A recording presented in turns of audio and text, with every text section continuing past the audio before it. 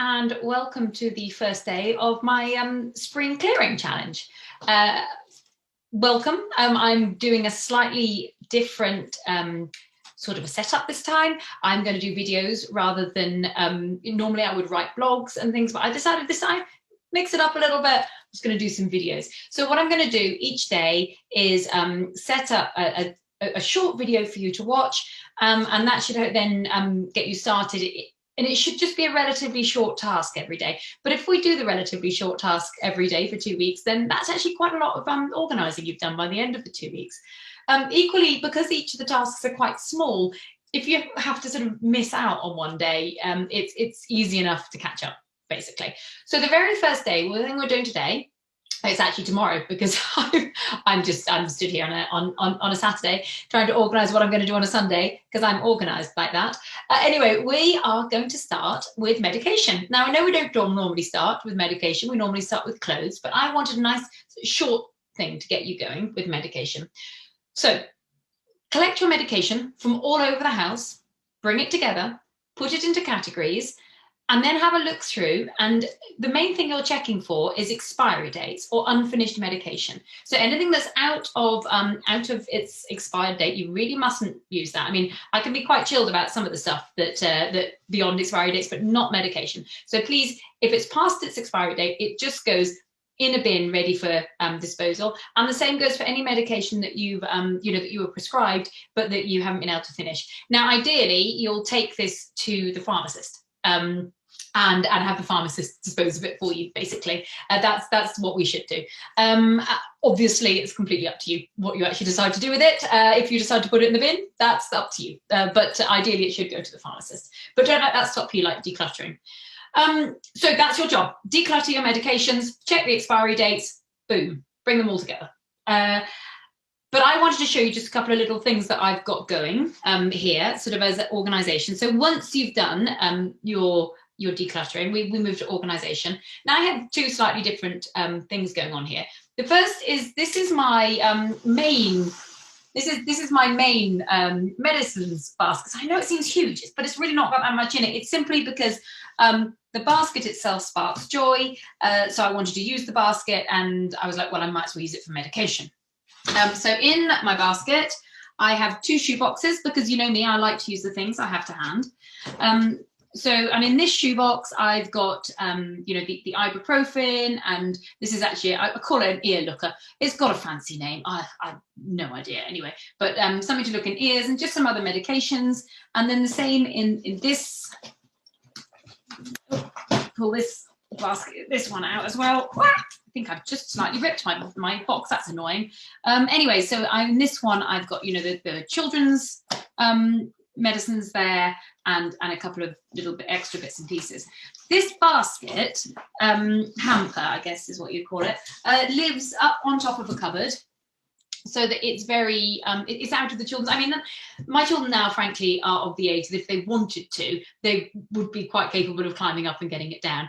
But it's, I guess, habit now. I just keep it up out of their way. Also, I keep it up out of the way of the animals, because animals, my dogs and things have no idea what will hurt and what won't. So it's just stored up nice and high. But because I am a lazy mother, because I am a mother who likes to encourage autonomy in her children, and not somebody who has to rush around putting plasters on everyone, I have this box here too. And I have to say that some of this stuff in this box, I totally stole the ideas from Vera, wonderful Vera of An Organised Home, who's over in Ireland. I could listen to her talk all day. She's just got the most fantastic voice. Anyway, so this is my little first aid tin. Now, this does not live up. This lives, very accessible for the children in one of the cupboards. So if they cut themselves, then they can come into this. And on here, so I've got a couple of things here. This is all the plasters, or some plasters they can do. I top them up regularly, and Savlon. So so they're able to put Savlon and plasters on the cuts themselves. I also have a little oximeter. This is something that I picked up fairly recently. Apparently it's very useful. Basically, I picked it up because of COVID. Everyone apparently should have one of these now in their first aid kits.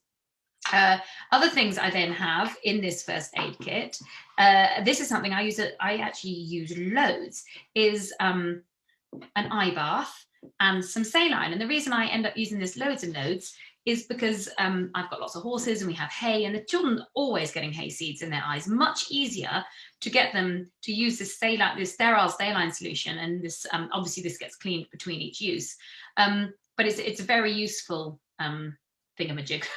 Thingamajig. Honestly, get with it, Rosie. So I'm a little bit tired today. Right. Then the other things I have in here, I have the digital thermometer. Again, the children are capable of taking their own temperatures if they need to.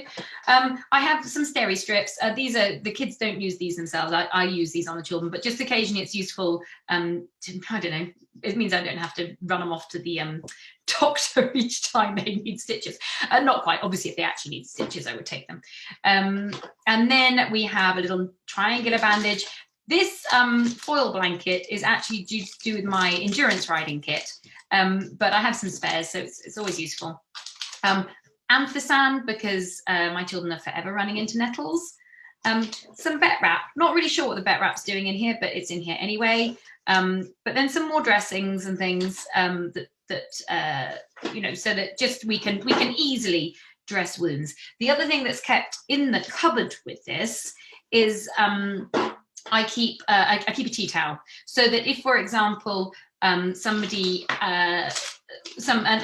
in this situation, being my stepfather, runs a circular saw over the ends of their fingers, a tea towel is much better to use than anything that might than cotton wool or anything. And I was able just to grab this, what I knew was a clean tea towel, and whack it on his hand, and he was able to, you know, and then I sent him off to the hospital. The other things that I have up here, so I have some little magnets here. This is a needle for taking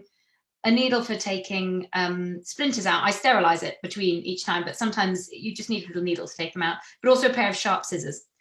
And then the other thing I have up here, because sometimes when you are in an emergency, you can kind of slightly lose. You know, your mind can go a little bit blank. So what I have here then is the emergency and the non-emergency numbers. Then the Old Meldrum Medical Centre, this is the number for it, and the Turriff Hospital number, with here the postcodes for them. Because it's, and I know, I mean, it seems ridiculous to say, okay, let's put 999 on there. But sometimes, you know, your brain really just go, oh my God, what am I actually doing? So by just like literally writing these things down, I've also put here, for minor injuries, go to Turriff. For major, anything hand related, go to the ARI. So there's just a little bit of instructions for somebody if you know, if they feel a little bit, I don't know, a little bit stuck about what they're doing.